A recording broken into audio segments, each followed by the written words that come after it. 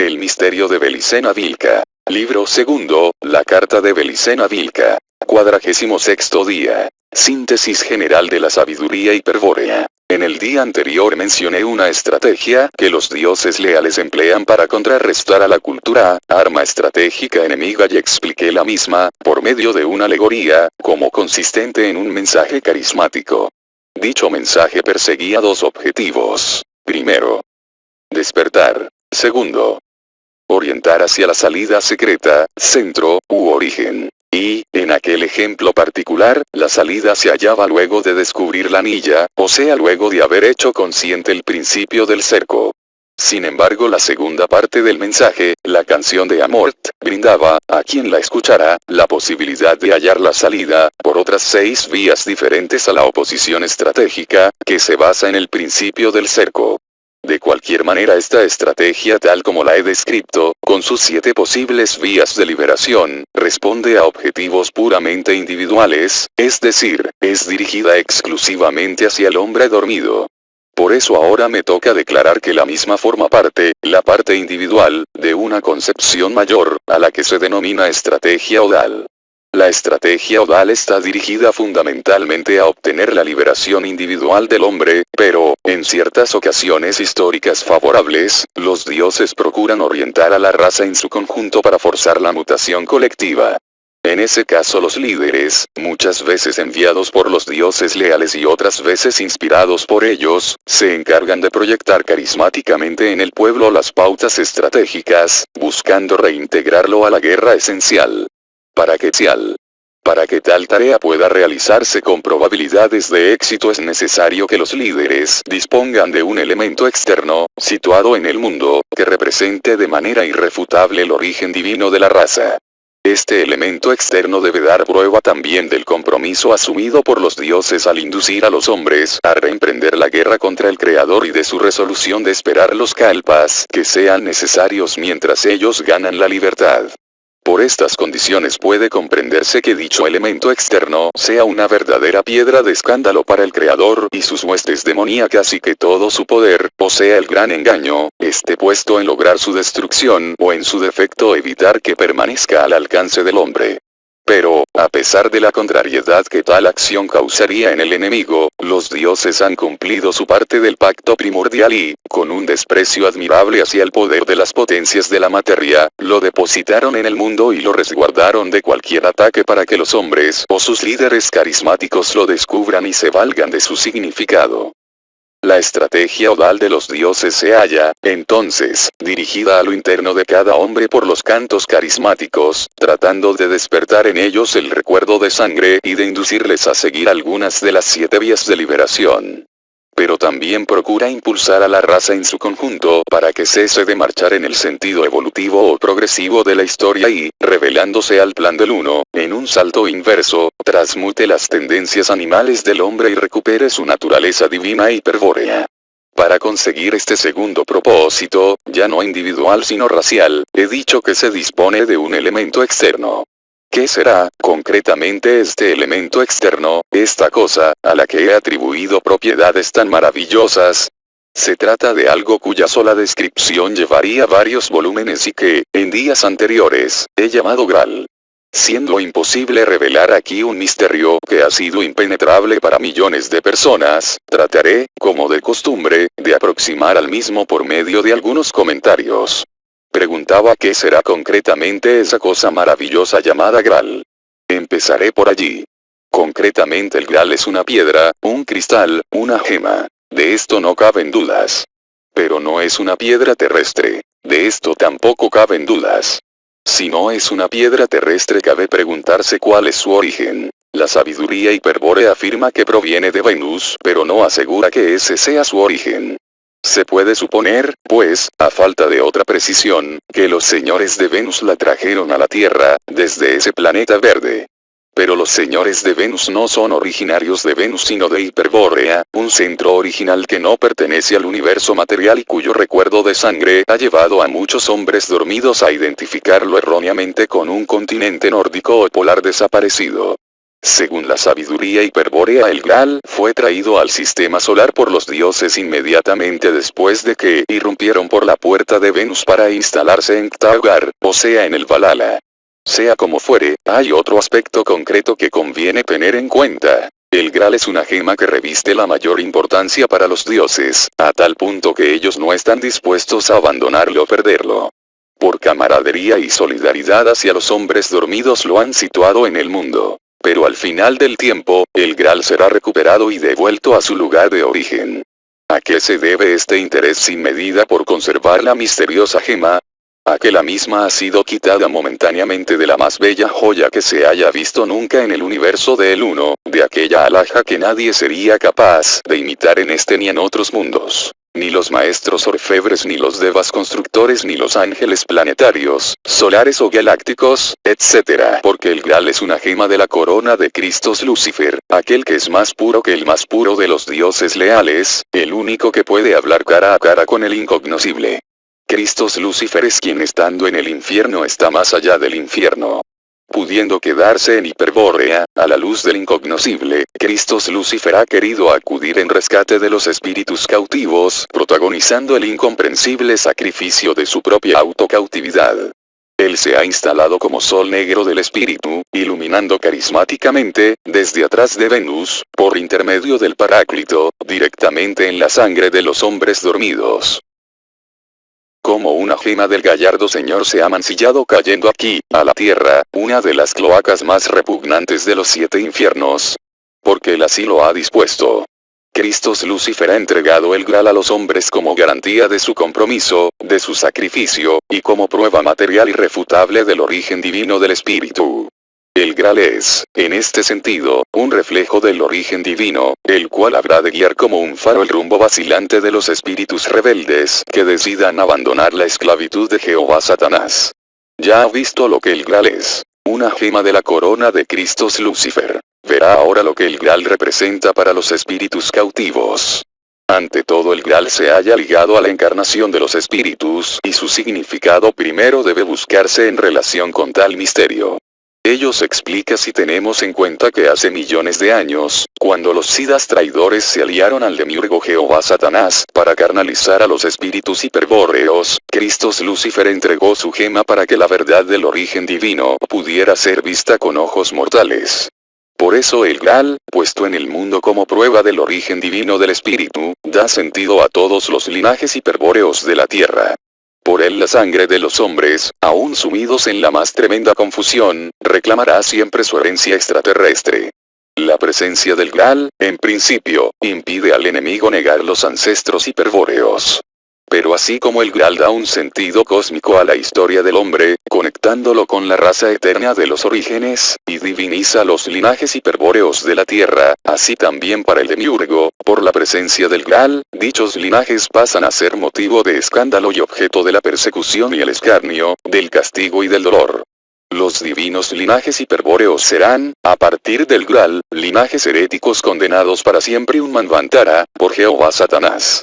El Graal ha venido a despertar recuerdos indeseables, a valorizar el pasado del hombre. Será entonces el recuerdo y el pasado lo que más se atacará y a borrar su influencia apuntará en gran medida la estrategia sinárquica. Si se es capaz de advertir este ataque, que es evidente para la mirada gnóstica, se comprenderá con mayor profundidad la función histórica del Graal. A ponerlo en evidencia dedicaré los siguientes párrafos. El principal crimen del hombre ha sido negar la supremacía de Dios, es decir, del demiurgo terrestre Jehová Satanás, y rebelarse a su esclavitud. Pero el hombre es un ser miserable, inmerso en un infierno de ilusión en el que se siente insensatamente a gusto, sin posibilidades de romper el hechizo por sí mismo. Si ha negado al demiurgo y se ha rebelado, ha sido en virtud de un agente exterior, pero ¿qué cosa en el mundo puede ser capaz de despertar al hombre, de abrir sus ojos a la divinidad olvidada? Si tal cosa existe, dirán los demonios, es el objeto más abominable de la creación material. Pero esa cosa, ese objeto abominable, no es de este mundo y de él ha comido el hombre espíritu cautivo. Ese fruto verde, que más tarde llamarán Graal, es un alimento que nutre con la gnosis primordial, es decir, con el conocimiento sobre la verdad de los orígenes. Por el Graal, fruto prohibido por excelencia, el hombre sabrá que es eterno, que posee un espíritu divino encadenado a la materia, que procede de un mundo imposible de imaginar desde el infierno terrestre, pero por el que siente nostalgia y al que desea regresar. Por el Graal el hombre ha recordado. He aquí su primer crimen. Recordar el origen divino será, en adelante, un terrible pecado y quienes lo han cometido deberán pagar por ello. Esa es la voluntad del demiurgo, la ley de Jehová Satanás. Serán sus ministros, los demonios de Chang Shambhala, quienes se encarguen de ejecutar la condena, cobrando el castigo en una moneda que se llama dolor y sufrimiento. El instrumento será, naturalmente, la encarnación, repetida 1000 veces en transmigraciones controladas por la ley del karma, declarando cínicamente que el dolor y el sufrimiento son para bien de los espíritus, para favorecer su evolución. Si el mal radica en la sangre, entonces se la debilitará favoreciendo la mezcla racial y se la tornará impura envenenándola con el temor del pecado. El resultado será la confusión estratégica del espíritu y la completa oscuridad sobre el pasado del hombre. En el pasado no hay nada digno de ser rescatado, afirmarán durante milenios las gentes sensatas, a coro con los demonios de la fraternidad. La teología, y aún la mitología, hablará sobre el mal del hombre con el lenguaje del demiurgo, el pecado, la caída y el castigo. La ciencia, por otra parte, nos mostrará un panorama más desalentador. Probará, echando mano de inmundicias fósiles, que el hombre desciende de un protosimio llamado homínido, o sea de ese mísero y despreciable animal hombre que fue el antepasado del hombre dormido. La ciencia ha llevado el pasado del hombre a su degradación más dramática vinculándolo evolutivamente con los reptiles y gusanos. Para el hombre moderno ya no habrá ancestros divinos sino simios y trilobites. Realmente se necesita partir de un odio sobrehumano para desear que el hombre se humille de manera tan triste. Pero dejemos lo triste, seamos optimistas, ¿para qué mirar el pasado?, dirá la sinarquía con la voz de la ciencia y la teología, si el hombre es algo proyectado hacia el futuro. En el pasado no hay nada digno de respeto. Unos primitivos crustáceos marinos hundidos en el cieno tratando de ganar el medio terrestre, impulsados por la evolución. Millones de años después unos simios deciden hacerse hombres. Impulsados nuevamente por la milagrosa ley de evolución se vuelven bípedos, fabrican herramientas, se comunican hablando, pierden el pelo y entran en la historia. Y luego viene la historia del hombre, los documentos, la civilización, la cultura. Y en la historia continúa implacable la evolución, convertida ahora en una ley más inflexible llamada dialéctica. Los desaciertos de la humanidad, las guerras, la intolerancia, el fascismo, son errores. Los aciertos, la paz, la democracia, la ONU, la vacuna Sabin, son éxitos. De la puja entre éxitos y errores surge siempre un estadio superior, un beneficio para la humanidad futura, confirmándose la tendencia evolutiva o progresista. ¿Acaso no es esa tendencia progresista de la historia todo lo bueno que cabe esperarse del pasado?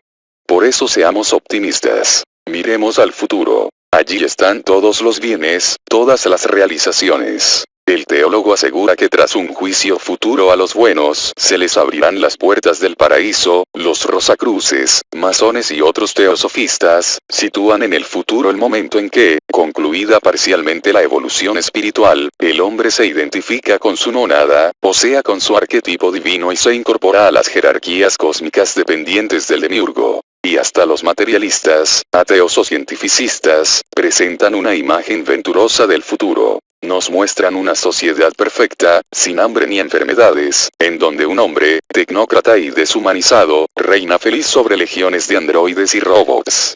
No abundaré en detalles sobre un hecho por demás evidente. Se ha intentado borrar el pasado del hombre, desconectando a este de sus raíces hiperbóreas. No se ha logrado borrar totalmente dicho pasado, pero, en compensación, se ha conseguido crear una fractura metafísica entre el hombre y sus ancestros divinos, de modo tal que, en la actualidad, un abismo lo separa de los recuerdos primordiales. Un abismo que tiene nombre: confusión.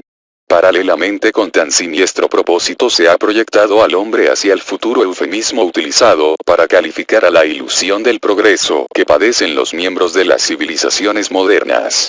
Tal ilusión es generada culturalmente por poderosas ideas fuerza empleadas hábilmente como arma estratégica. El el sentido de la historia, la aceleración histórica, el progreso científico, la educación, civilización versus barbarie, etc. Los hombres, condicionados de ese modo, creen ciegamente en el futuro, miran solo hacia él, y aún los fatalistas, que avisoran un negro futuro, admiten que si una excepción imprevisible o un milagro ofrece una salida a la civilización, ella se encuentra, de todos modos, en el futuro. El pasado es en cualquier caso motivo de la indiferencia general. Este hecho evidente representa sin duda un importante triunfo para la sinarquía, pero un triunfo que no es definitivo. En efecto, doctor, usted ha visto que la máxima presión de la estrategia sinárquica se aplica en borrar el pasado, en oscurecer el recuerdo del origen divino, y que tal ataque se produce como reacción a la acción gnóstica del Graal.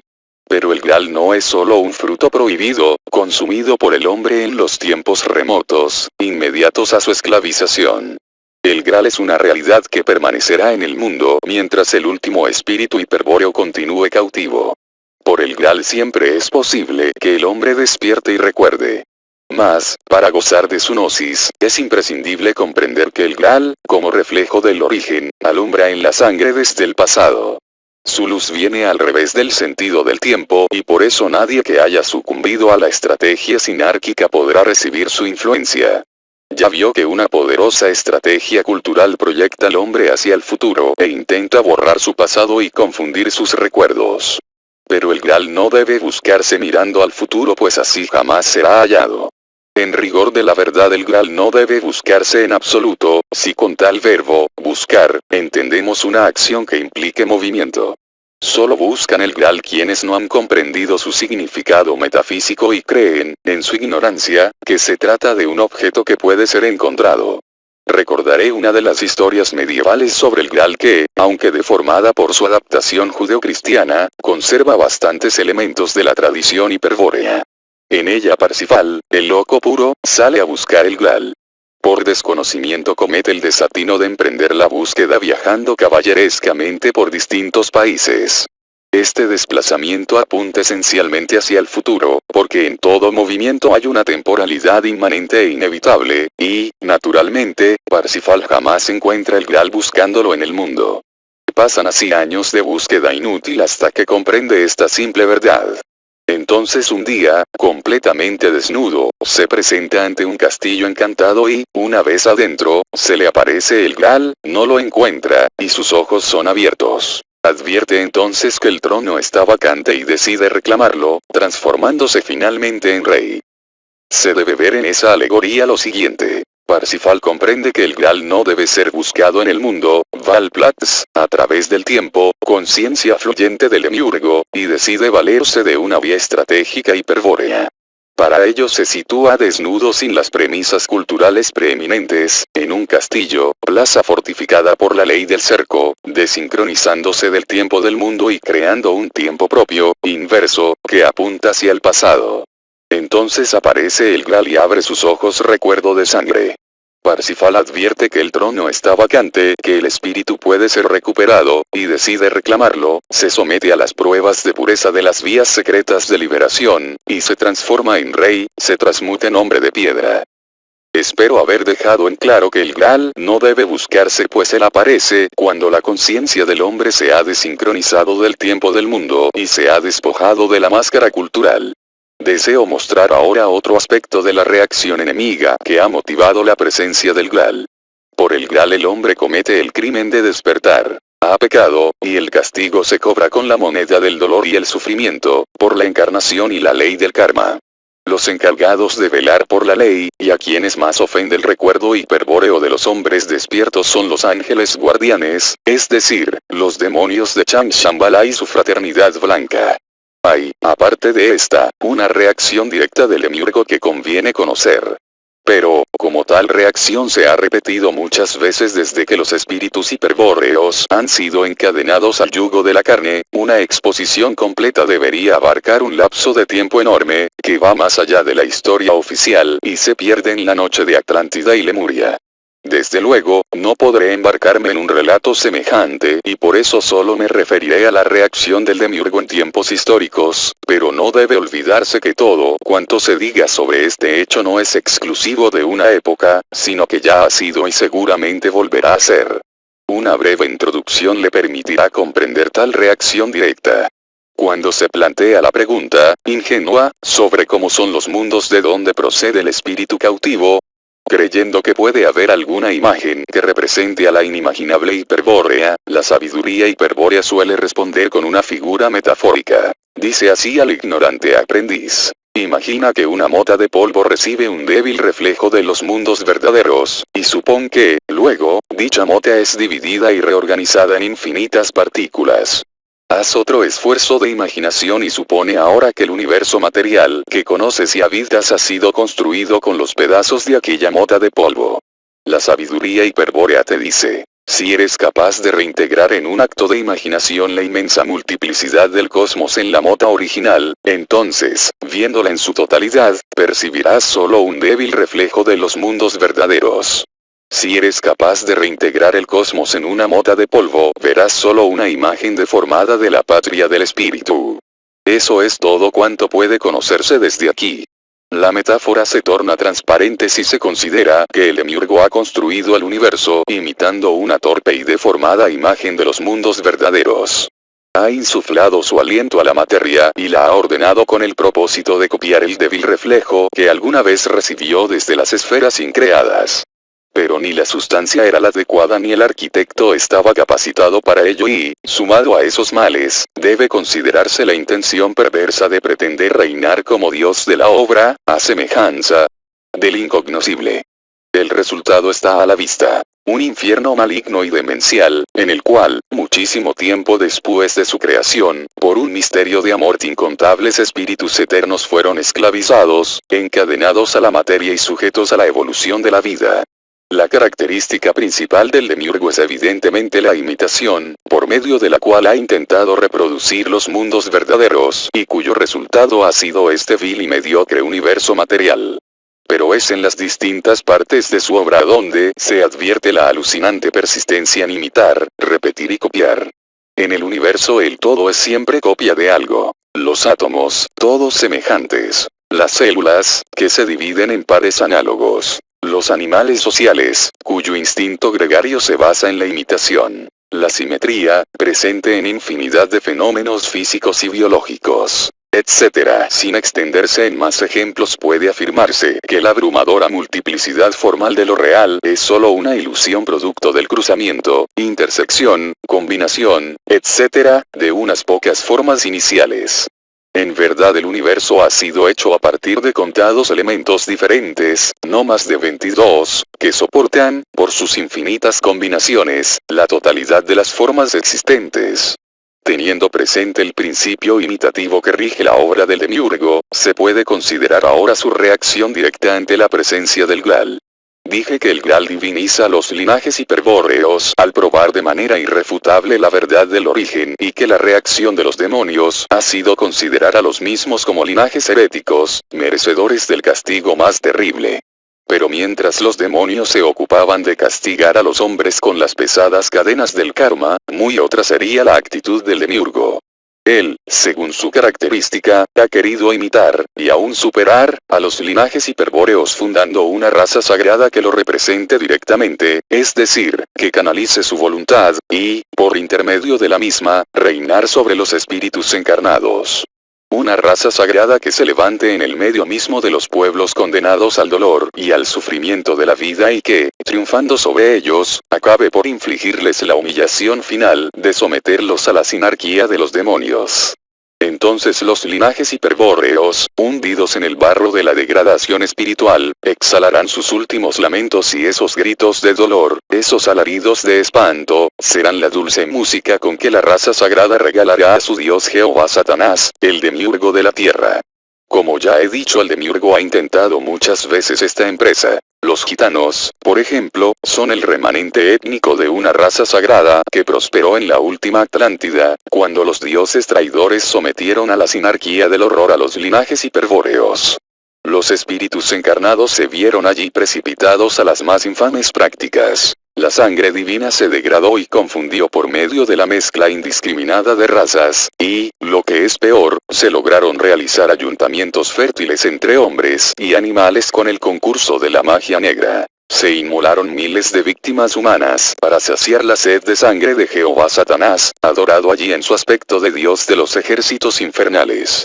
La crueldad, la orgía colectiva, distintas formas de drogadicción, etc., eran todas costumbres que los linajes hiperbóreos habían adoptado, mientras en los ojos de la raza sagrada brillaba de gozo la mirada del demiurgo y la sinarquía del horror ejercía su tiranía de oricalco.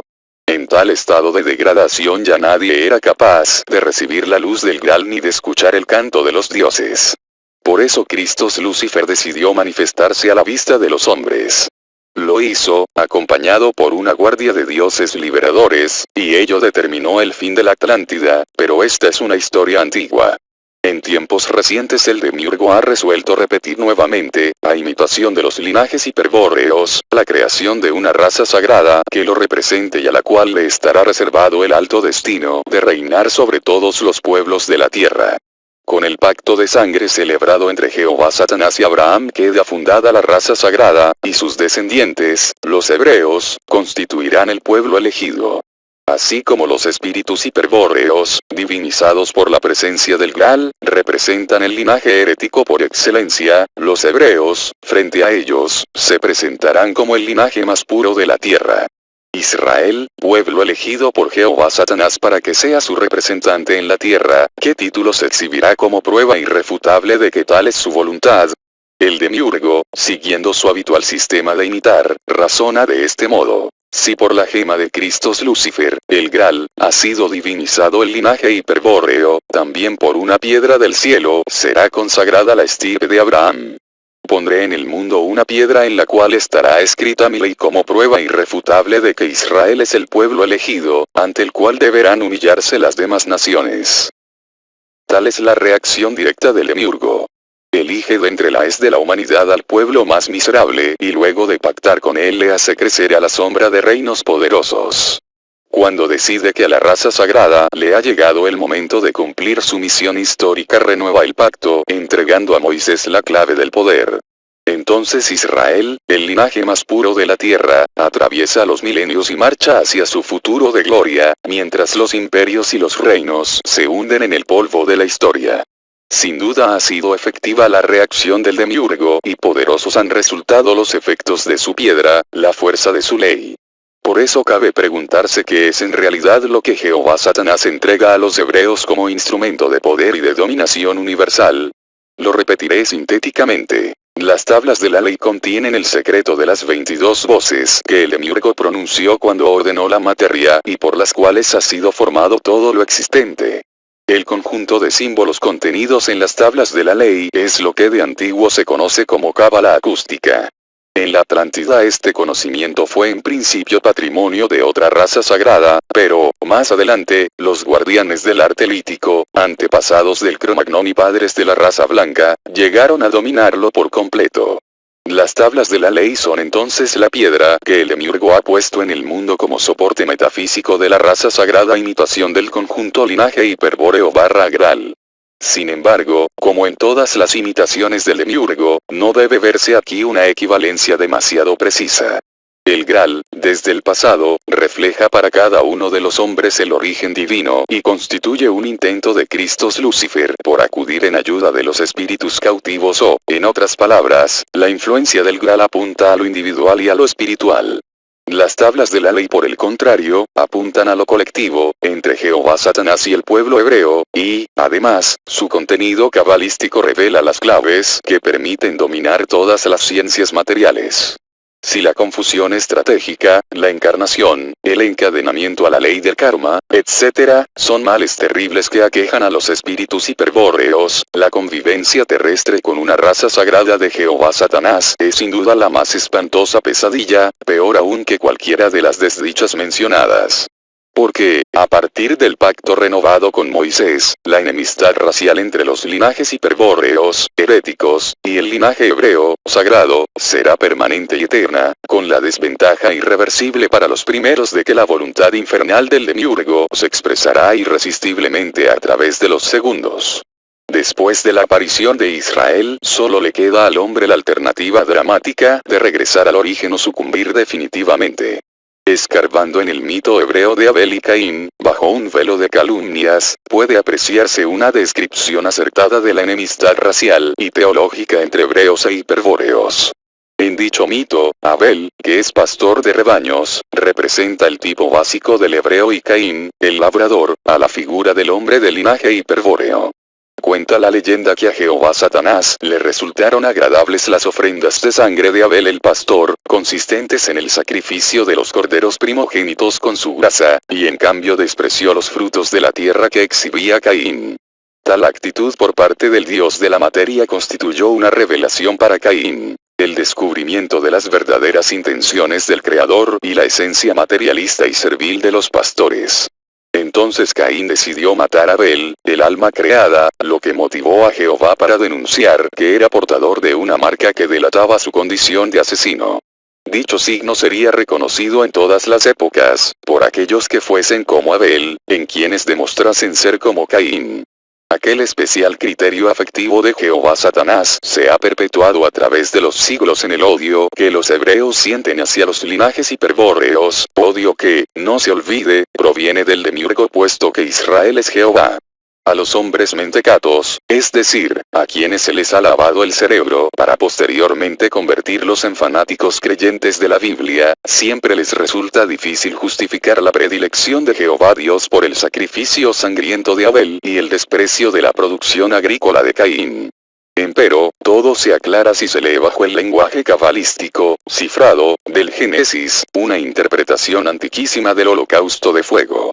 En efecto, el holocausto del cordero primogénito con su grasa Génesis 4,4, representa al holocausto de la muerte final de la humanidad y su transformación en la lejía, que lavará la señal abominable que está grabada en la piedra caliente. La oblación de Abel sería luego quemada, tal como hacen hasta hoy los hebreos con los cuerpos de los animales sacrificados, y la grasa, mezclada con la ceniza, formaría el jabón, la lejía, que lavaría la mancha simbólica del pecado de Caín. Tal pecado es, naturalmente, ser agricultor, sembrador de cereales, adorador de la diosa Ama, o Ceres, o Demeter, o la Virgen de Agartha, la madre de Nabután, es decir, quien entregó la semilla del trigo a los hombres, la semilla del niño de piedra. La marca de Caín es, entonces, la señal en la piedra caliente, el símbolo del origen que causa el encadenamiento del espíritu eterno a la materia. Por eso Caín, al portar dicha marca, no podrá morir jamás. Será inmortal, como lo son todos los hombres que poseen espíritu, aunque lo ignoren por estar dormidos. Robert Graves, y el rabino Rafael Patai, en el libro Los mitos hebreos, han extraído y sintetizado el mito de Caín de numerosos midrash talmúdicos. He aquí una de las versiones oficiales hebreas, que demuestran el carácter espiritual luciférico de Caín y la naturaleza creada de Abel. Caín respondió a la reprensión de Dios con un grito que todavía repiten los blasfemos. No hay ley ni juez. Cuando poco después se encontró a Abel en un campo le dijo: no hay mundo futuro, ni recompensa para los justos, ni castigo para los malhechores. Este mundo no fue creado con misericordia, ni es gobernado con compasión. ¿Por qué otra causa ha sido aceptada tu ofrenda y rechazada la mía? Abel respondió sencillamente: la mía fue aceptada porque amo a Jehová Dios. La tuya fue rechazada porque le odias. Entonces Caín decidió golpear y matar a Abel. Es interesante profundizar más sobre la figura de Caín. Según la Biblia fue, además de agricultor, el primero que construyó ciudades amuralladas y el inventor de los pesos y medidas. Su descendiente Tubal-Caín, desdoblamiento mítico del mismo Caín, fue fabricante de armas y de instrumentos musicales. Si se observa ahora esta figura de Caín, a la luz de la sabiduría hiperbórea, se comprobará que posee muchos de los atributos característicos de los linajes hiperbóreos. Ante todo, la asociación de la agricultura con la construcción de ciudades amuralladas es una antiquísima fórmula estratégica hiperbórea que emplearon recientemente, por ejemplo, los etruscos y los romanos, y que ha sido expresada con perfección por el rey germano Enrique I, el pajarero. Por otra parte, el invento de los pesos y medidas, que los hebreos atribuyen a Caín, los griegos a Hermes y los romanos a Mercurio, permite identificar a Caín con esos dos dioses hiperbóreos. Y por último, la acusación de asesino y la condición de fabricante de armas, revela claramente que la figura de Caín representa a unos guerreros temibles, a los hombres de piedra. A delatar o señalar esa calidad apunta claramente la denuncia de la famosa marca. En la Biblia, el libro sagrado del pueblo elegido, en el mito de Abel y Caín, se encuentran perfectamente reveladas las reglas de juego. En la preferencia de Jehová Satanás por los pastores hebreos, representados por Abel, y en el desprecio y castigo de los linajes hiperbóreos, simbolizados por Caín, aparece planteado el conflicto metafísico de los orígenes, pero actualizado ahora como confrontación cultural y biológica.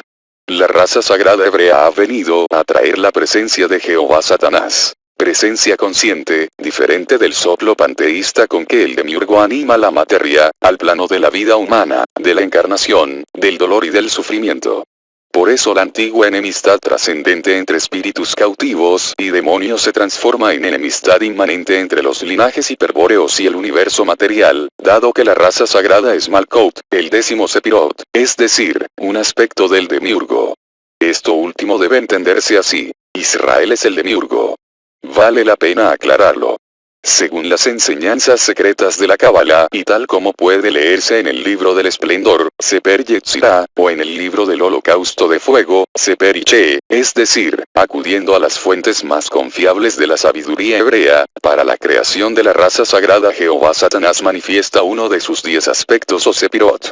El 10º Sepirot, Malkuth, el reino, es el propio pueblo de Israel, de acuerdo a los textos oficiales hebreos, el cual guarda un nexo metafísico con el primer Sepirot, Keter, corona, que es la cabeza o conciencia suprema del demiurgo. En otras palabras, hay identidad metafísica entre Israel y Jehová Satanás o, si se quiere, Israel es Jehová Satanás.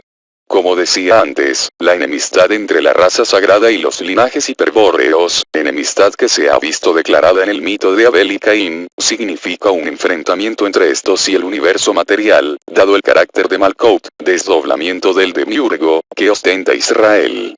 Con Malkuth, el demiurgo ha querido imponer la realeza del linaje sagrado hebreo a los restantes pueblos de la tierra. Si estos pueblos gentiles han olvidado el pasado, y se han sometido al plan que lleva adelante la fraternidad blanca, entonces aceptarán de buen grado la superioridad hebrea y el mundo marchará alegremente hacia la sinarquía.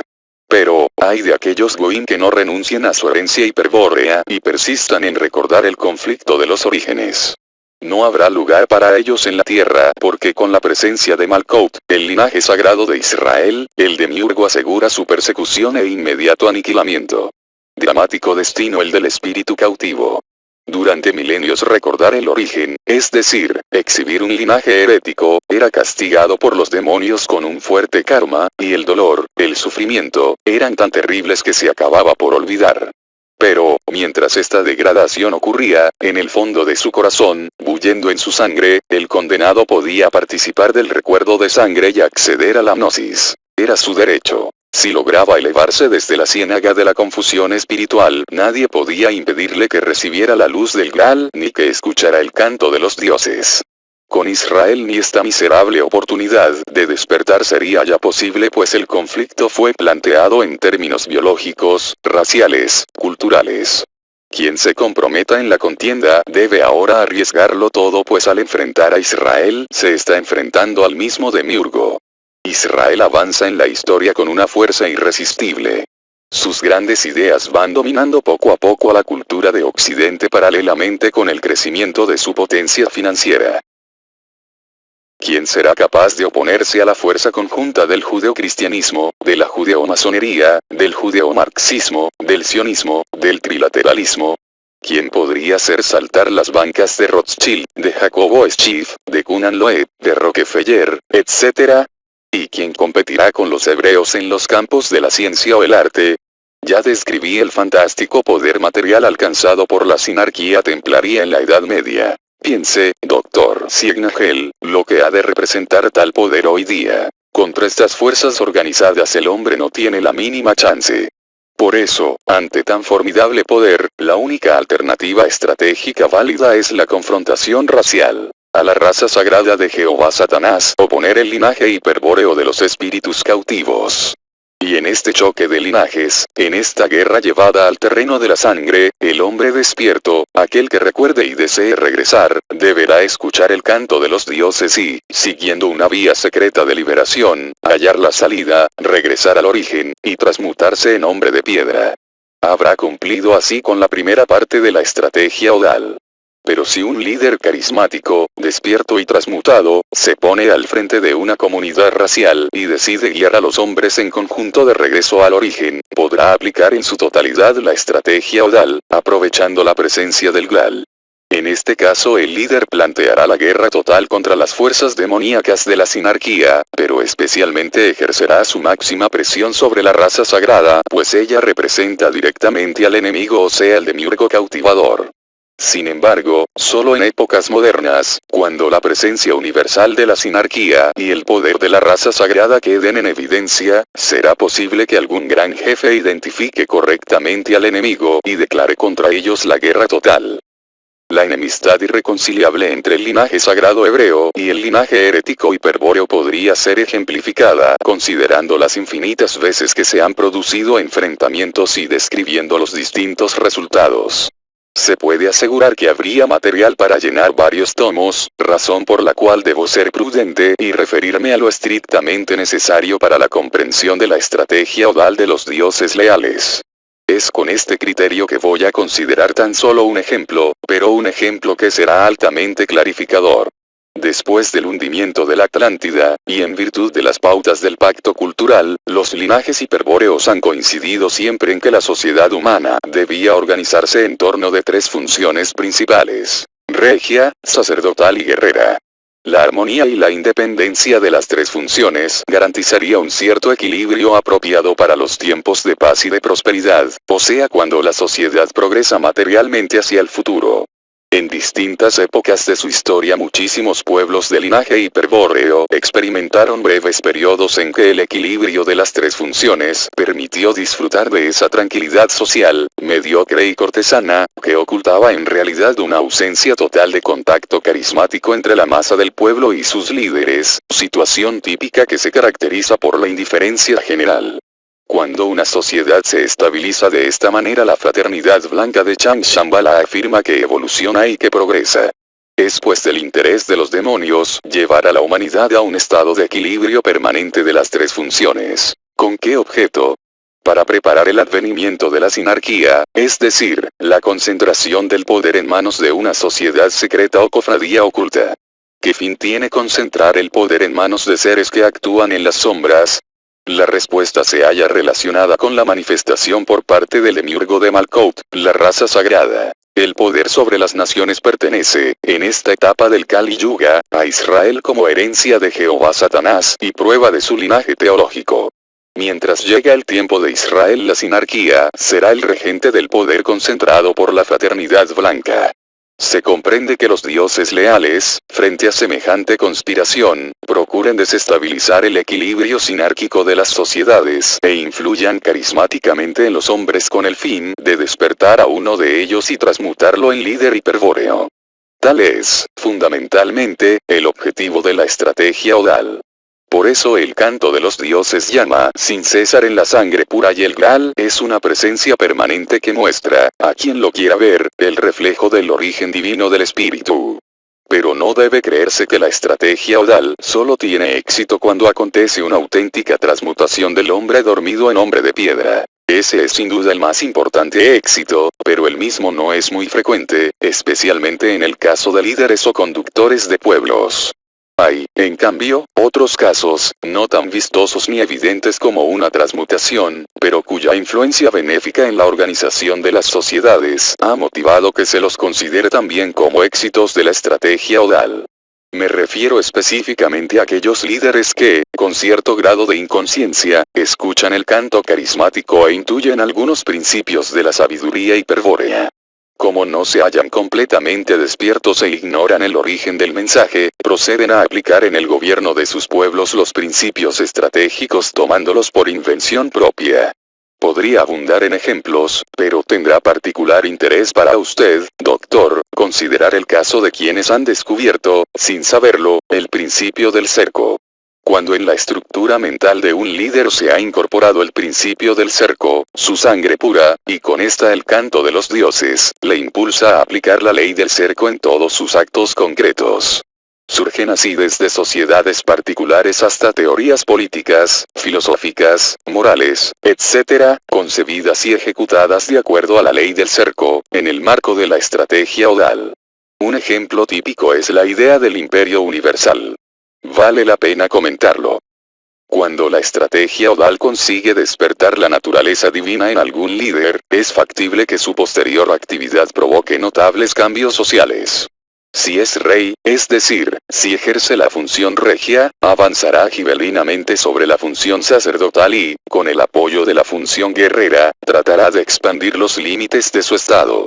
Si el líder es un guerrero notable, no tardará en ceñirse la corona para después, aplastando a la función sacerdotal, abocarse a la tarea de organizar un estado militar.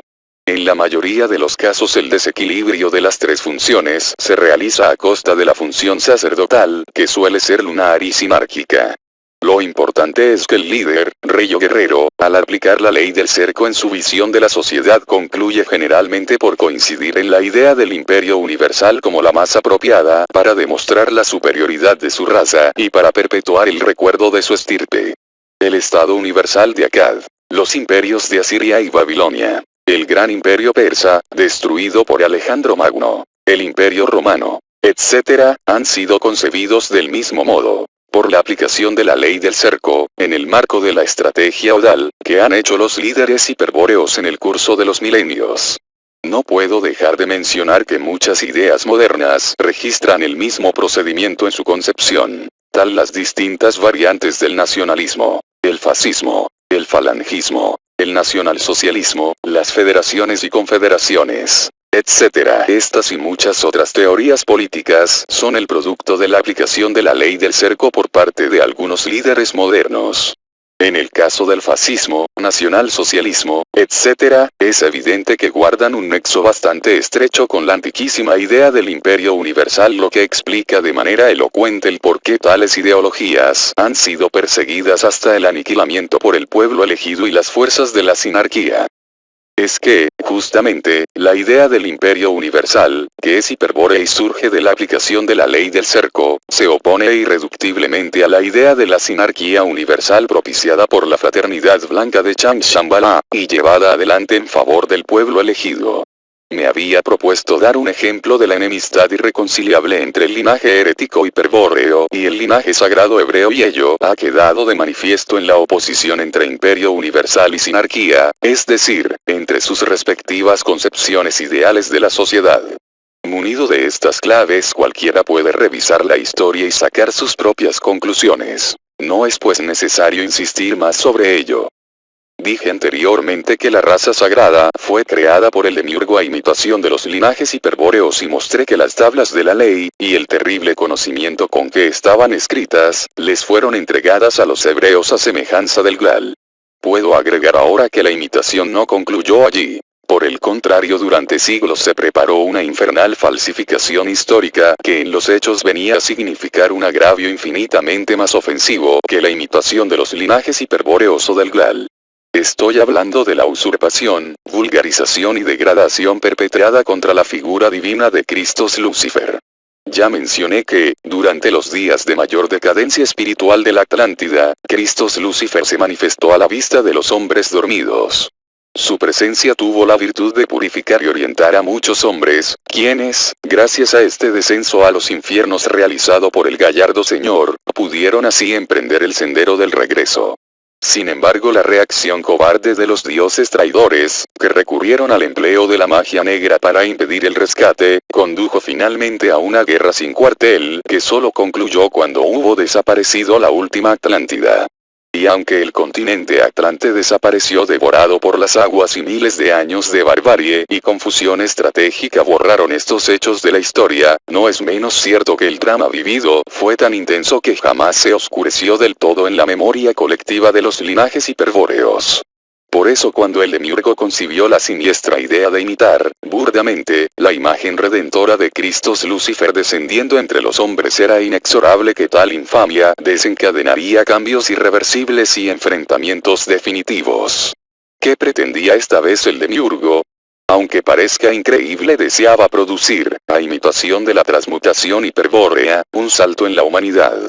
Pero no nos asombremos demasiado. Lo que se buscaba era un salto hacia adelante, hacia el futuro, y por sobre todo, se intentaba ceñir a los miembros de la humanidad, sin distinción alguna por su raza o religión, a un tipo psicológico universal o sea un arquetipo colectivo.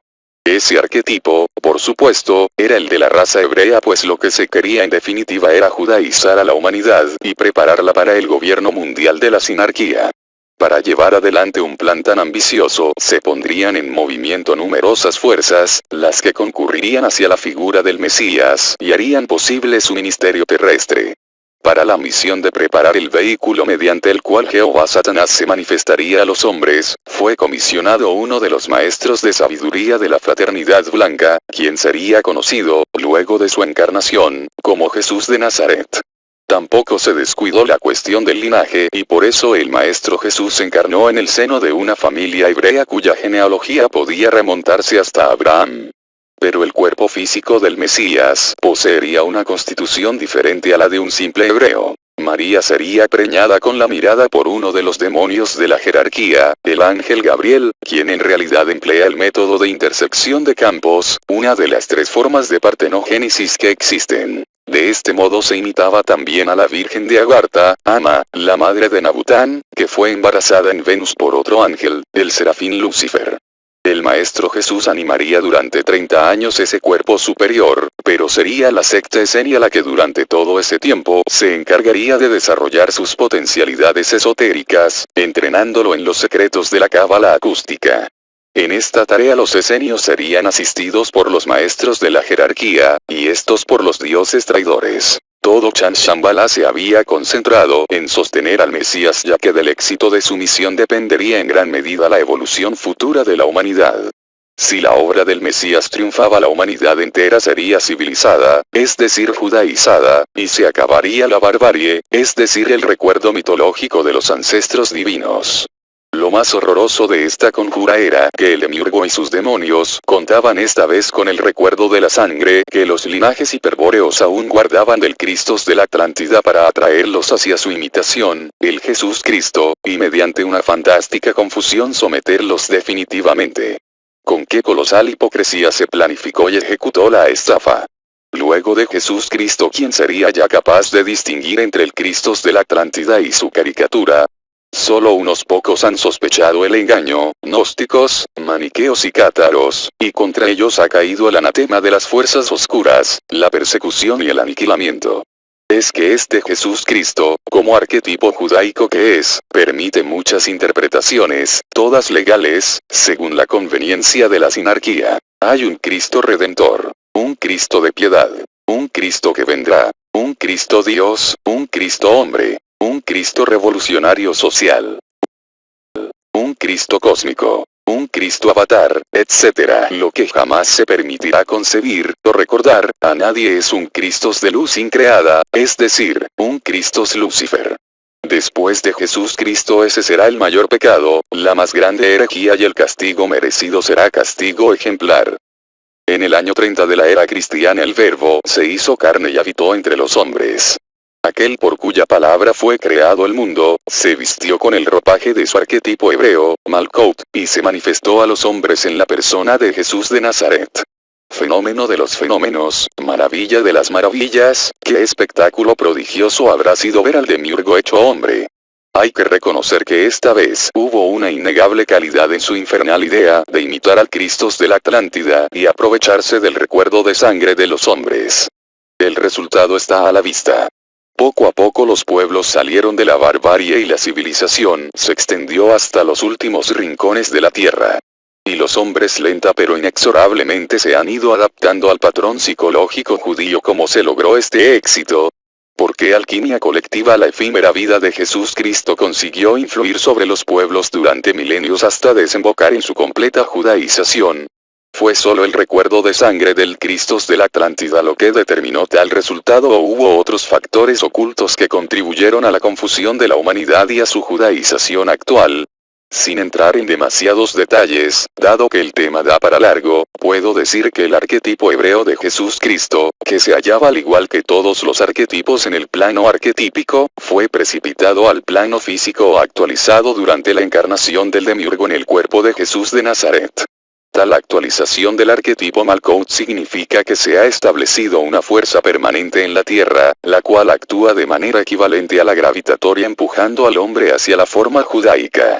Ello es debido a una razón que es también un terrible secreto. Jesús Cristo no ha desencarnado. Por el contrario, se ha situado desde entonces en el centro de la Tierra, junto al Rey del mundo, irradiando desde allí su potencia arquetípica, hoy diríamos información genética, en infinitos ejes geotopocéntricos que parten del centro terrestre y atraviesan la columna vertebral de los hombres. Esta es la fuerza arquetípica permanente de Jesús Cristo. Pero no es la única. También actúa sobre el hombre una influencia judaica emocional, irradiada desde el propio pueblo elegido de Israel, ya que la raza sagrada forma parte de la anatomía oculta de la tierra, cumpliendo la función de chakra corazón o anata chakra.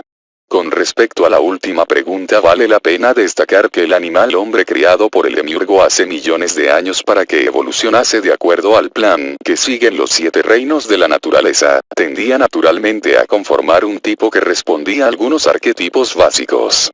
Sin embargo, desde el año 33 de la era cristiana, puede asegurarse que el arquetipo judaico de Jesús Cristo es ahora el arquetipo psicológico del hombre, es decir, el tipo hacia el que tiende por evolución.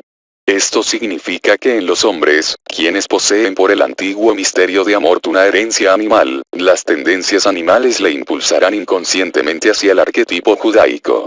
Solo la pureza de sangre podrá evitar el predominio de las tendencias animales y el consiguiente peligro de corresponder psicológicamente con el arquetipo judaico.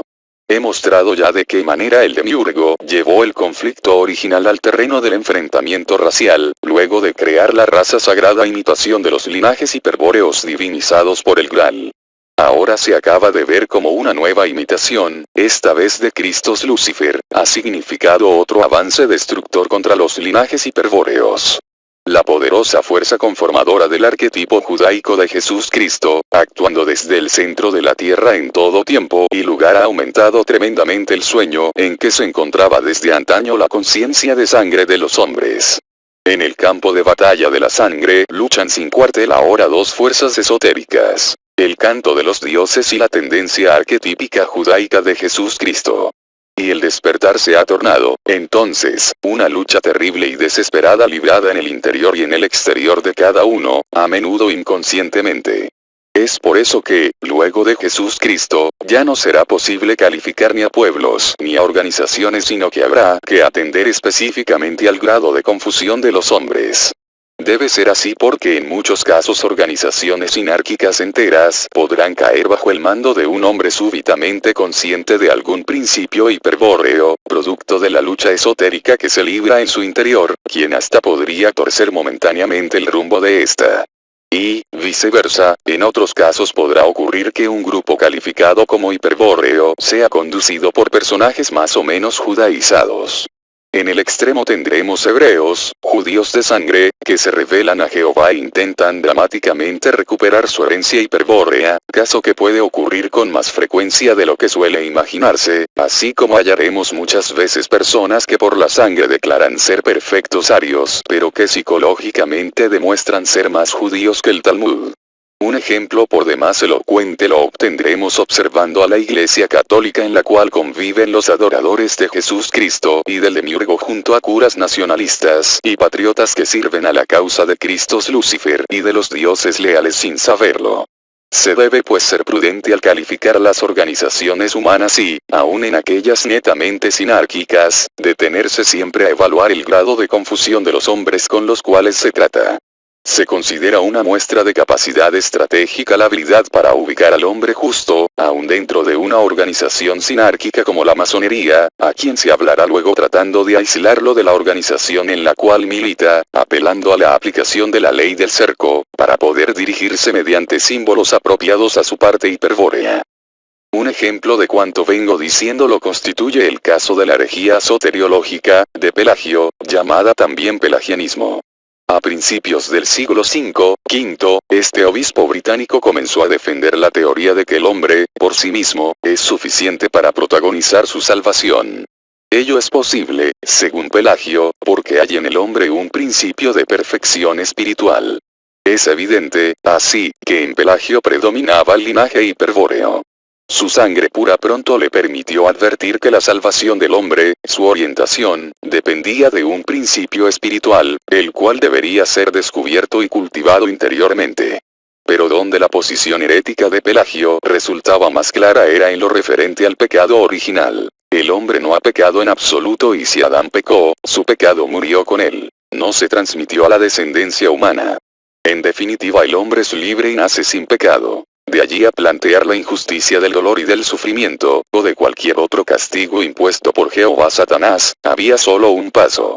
En consecuencia, la persecución contra Pelagio comenzó enseguida y no acabó hasta su eliminación, en África. Fue llevada adelante por las más importantes autoridades eclesiásticas de su época, lo que prueba el temor que producían sus ideas, entre quienes se destacaron los papas Inocencio I y Zósimo, San Jerónimo y el apostatanóstico San Agustín. En el Sínodo de Cartago del año 411, fueron condenadas 7 proposiciones, síntesis de su doctrina. Vale la pena que las recuerde ahora para comprobar que las mismas se derivan de la sabiduría hiperbórea.